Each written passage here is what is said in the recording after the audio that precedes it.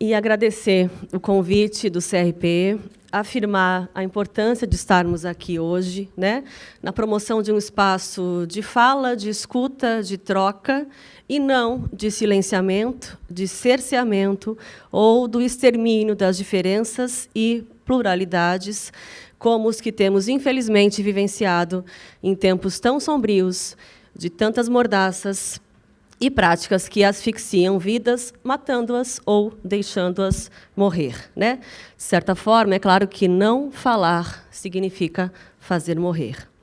E aí eu busquei me alinhar ao tema da mostra no sentido de ressignificar práticas, trocar experiências e construir redes, trazendo um pouco, né, a proposta aí de uma conversa, de um debate, trazendo algumas inquietações da minha experiência profissional, né, e de alguns espaços bastante mobilizadores, seja em sala de aula, seja nas pesquisas, seja nas oficinas de gênero, com as quais eu tenho também trabalhado, né.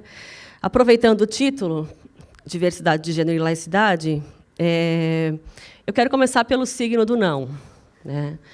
Iniciar por uma presença aí de uma ausência que eu vou tentar também tecer com vocês ao longo da minha contribuição aqui, né? E aí eu trago especialmente algumas discussões ou uma inspiração bastante precisa da filósofa norte-americana Judith Butler para pensar em dois momentos, né? Quadros de guerra, quais vidas são passíveis de luto, e também claro, fundamental, problemas de gênero, né? E que é também problemas no gênero ou na forma como ele opera sobre nós a todo momento, incessantemente, né?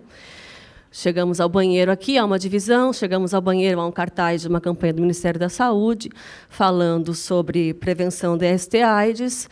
Há ali um ideal de conjugalidade, né? Quando você fala quem ama, cuida, a mão do homem segura o preservativo e o endereça a mão feminina como uma aliança de casamento, né? Há também uma ideia de que não traga AIDS para casa, há uma ideia do espaço público e privado, e assim por diante. Ou seja, há um ideal regulatório que a todo momento nos atravessa e nos constitui. Por isso, sim, gênero, né? Ele não está fora, né? Embora haja toda a tentativa aí de forças conservadoras para deixá-lo no campo do silenciamento, né? Isso é importante frisar também.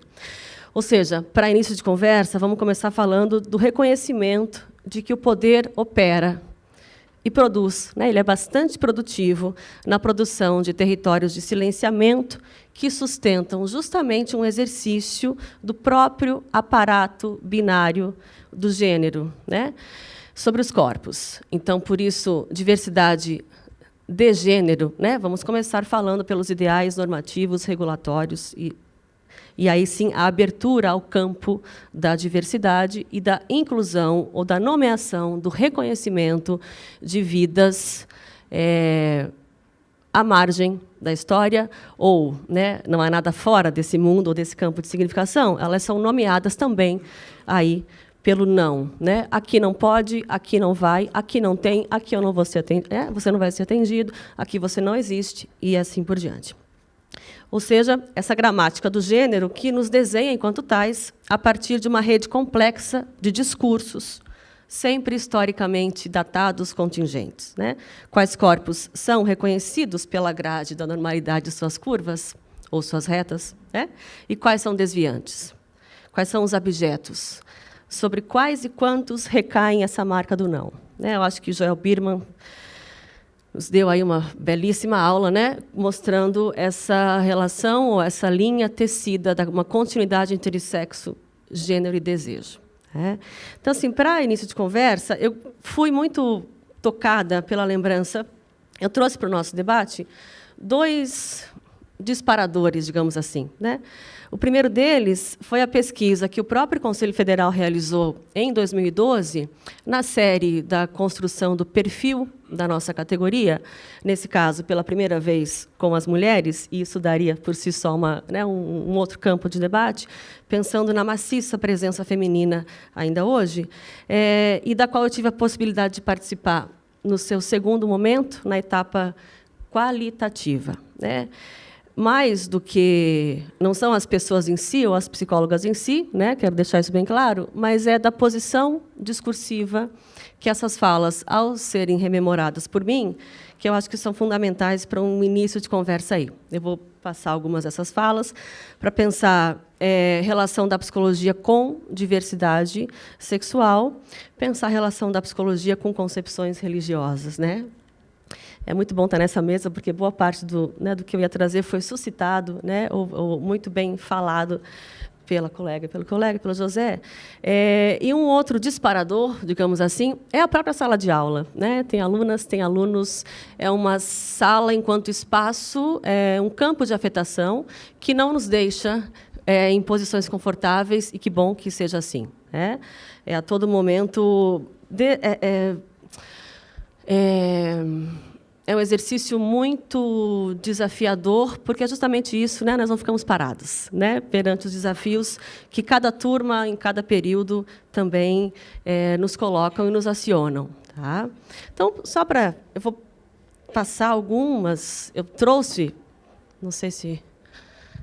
Deixei aqui pronto. Um minutinho, gente. Eu quero ler algumas falas de psicólogas, colegas nossas de profissão. Ai, por favor. Não precisa, não. Não, vou falar um pouquinho aqui de pé. Obrigada.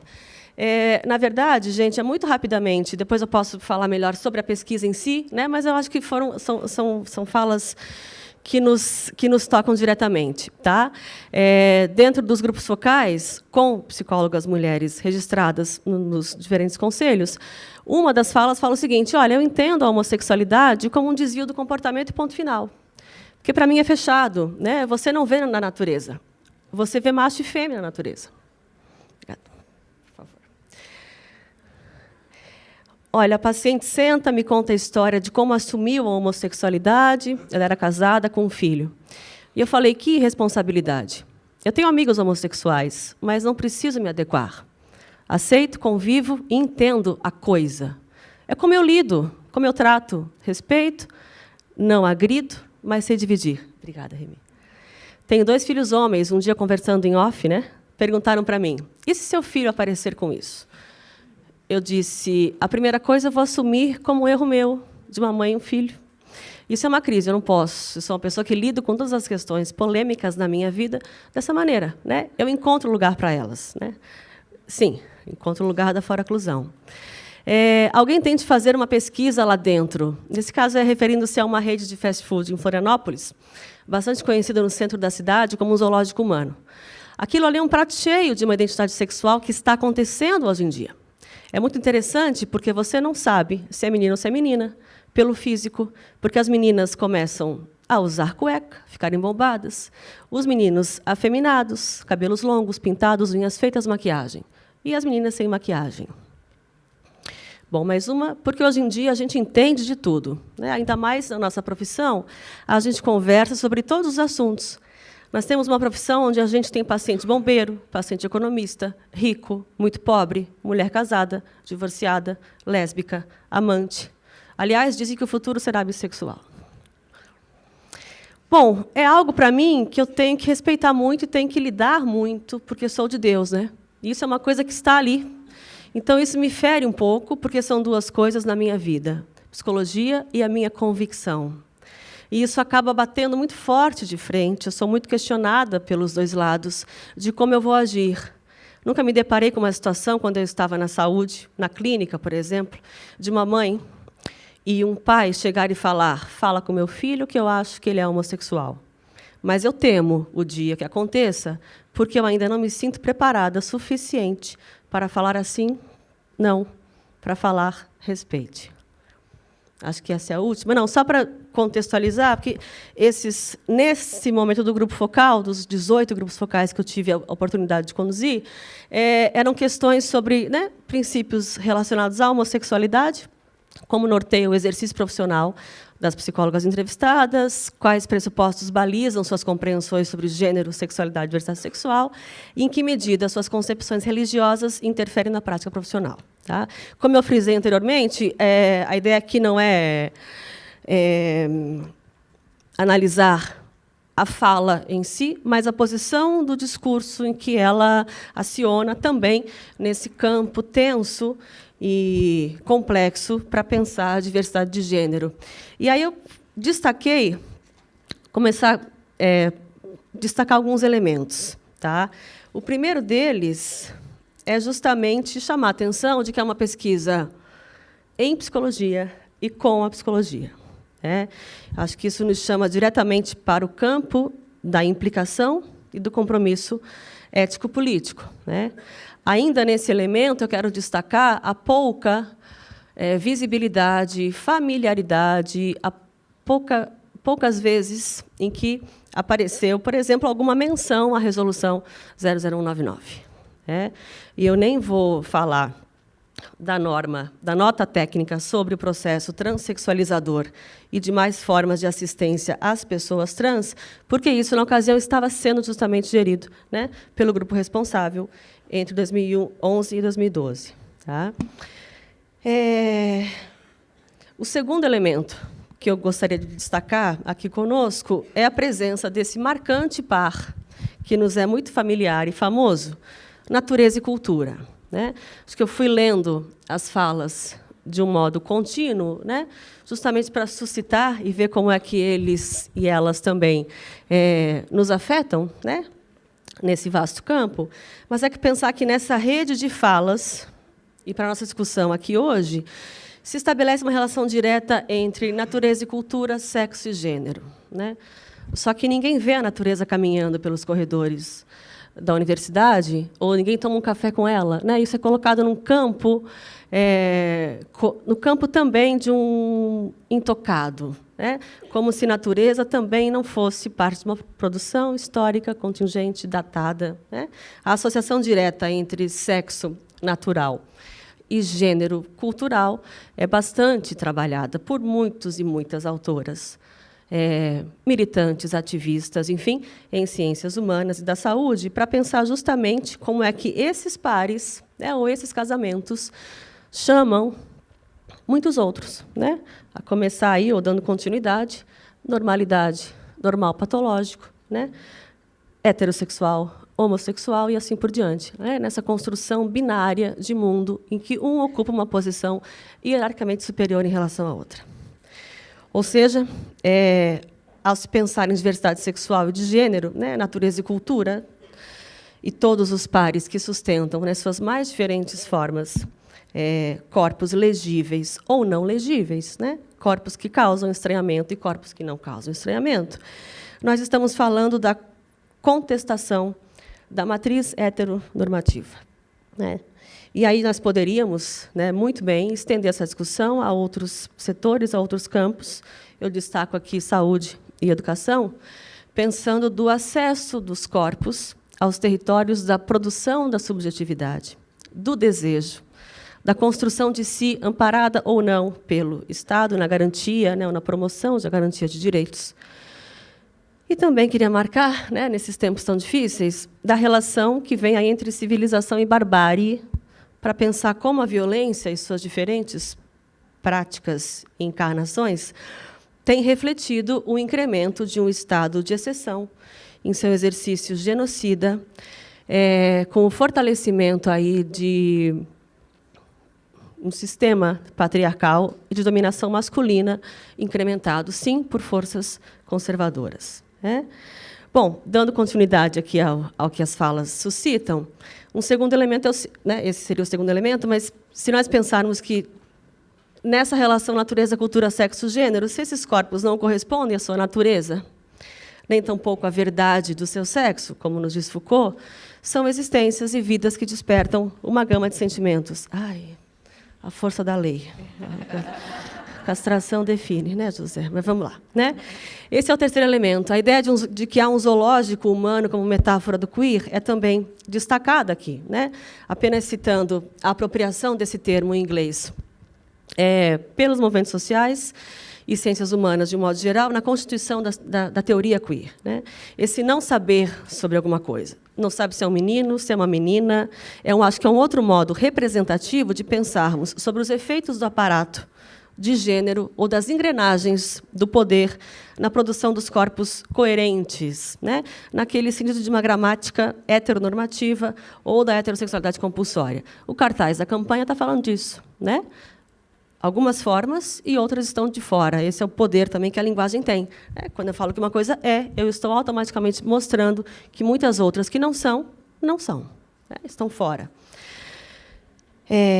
Bom, que o Brasil lidere o ranking de assassinatos da população LGBTT, né? Nós estamos falando que, de um lado ou de outro, são modos como os discursos nos mostram, né? Numa referência direta aí ao Luiz Antônio Batista, né? Luiz Antônio Batista, tive o prazer de conhecê-lo no Rio de Janeiro, os amoladores de facas, né? Acho que esse é um compromisso nosso. E aí toda a marcação que esse tema em si é diverso. Falamos de lésbicas, gays, bissexuais, travestis, transexuais, transgêneros.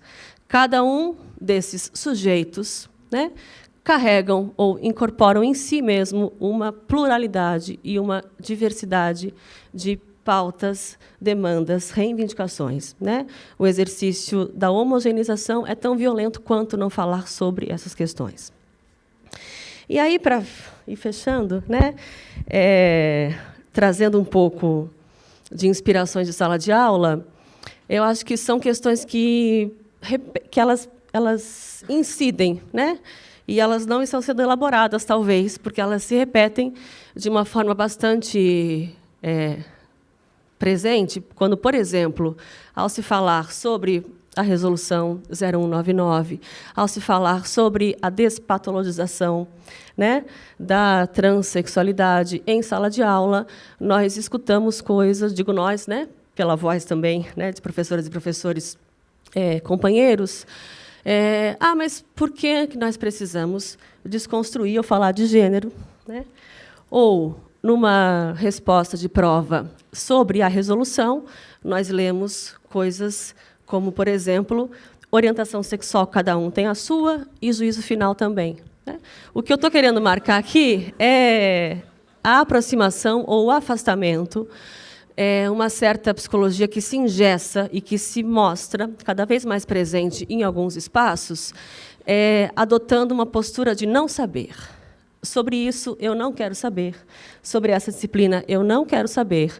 E é um não saber que inviabiliza a própria relação, né? Enfim, essa é uma questão que tem me tocado. Eu estou me debatendo com ela, né, visceralmente, porque nós estamos aqui para isso, né, para estabelecer pontes e conexões, campos de diálogo, né? Estou vendo Pedro Paulo na plateia, já fazendo aqui a propaganda, falando muito, trabalho muito a sua entrevista em sala de aula, Pedro Paulo Bicalho, a entrevista, né, que você concedeu ao CRP numa das nossas edições do jornal, nessa proposta de caber mais humanos dentro do humano, né? Nós passamos um semestre inteiro discutindo isso e, ao final, nós ainda, né, bem ou mal, saímos repetindo que o sujeito universal, abstrato, que não tem sexo, que não tem gênero, que não tem raça nem etnia, que não veio de algum lugar e que não fala de alguma posição, né? Ser uma mulher branca, com a idade que eu tenho, da onde eu venho, significa coisas, né? E me coloca automaticamente numa relação com a alteridade, que isso não estará jamais fora, né? Isso nos constitui não só enquanto sujeitos, mas desenha ou delineia a forma como o poder vai operar, né? Então, eu acho que é um pouco por aí. Lembrei, aí, para fechar, ainda não veio, estou muito disciplinada aqui nessa coisa com a lei, né? Vou aproveitar um pouquinho. Pensando ainda nessa inspiração sala de aula, eu lembrei de um início da disciplina de Psicologia e Direitos Humanos, quando ainda não havia sido modificado o nome do professor. Ainda era o querido, né, companheiro, colega, amigo Marcos Nascimento, e, ao chegar em sala de aula, eu chegava como Rita, e os alunos, não é Marcos, né?